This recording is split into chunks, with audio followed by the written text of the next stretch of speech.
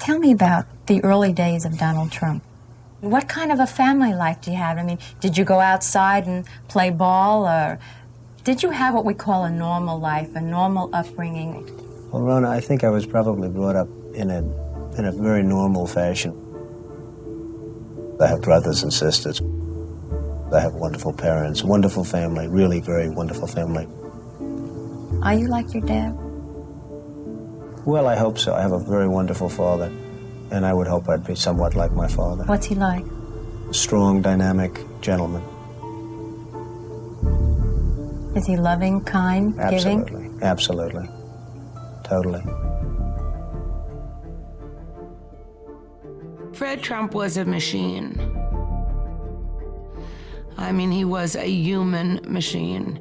He was driven beyond whatever the description of driven could ever mean.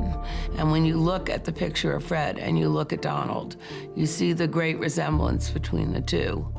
And when you think about Fred's energy, you see how it is channeled through Donald. If you met my grandfather, he was a quite cheerful person.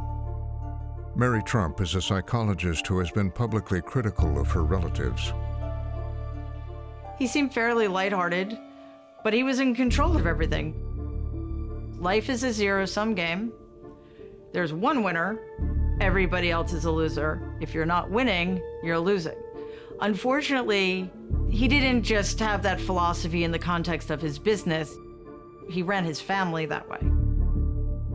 The way the game got played in his household was, if you did not win, you lost. And losing was you got crushed. Losing was you didn't matter. Losing was you were nothing. In the beginning, Donald wasn't the winner in the family. He had to fight for his place behind his older brother, Freddie. Donald Trump was never going to be the guy in charge of the Trump empire. Donald Trump was not groomed for that. That's not what Fred Trump wanted. Fred Trump knew from the start that his namesake, Fred Jr., would be the one to take over. My dad was the favorite initially simply because he was the first. He mattered to my grandfather as an extension of his ambition. So my dad early on was protected in a way Donald wasn't. Donald acted out, getting all the wrong kinds of attention.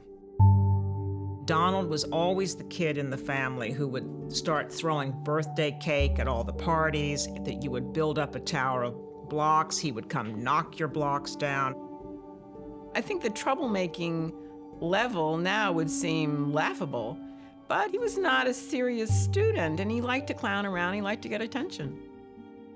Finally, a pivotal moment. His father sent him away. Military school. All of a sudden, he's the one child of 5 to be banished to this austere life. Goodbye luxury, goodbye mom and dad, brothers and sisters. Hello, drill sergeant. He talks about it as almost this rite of passage.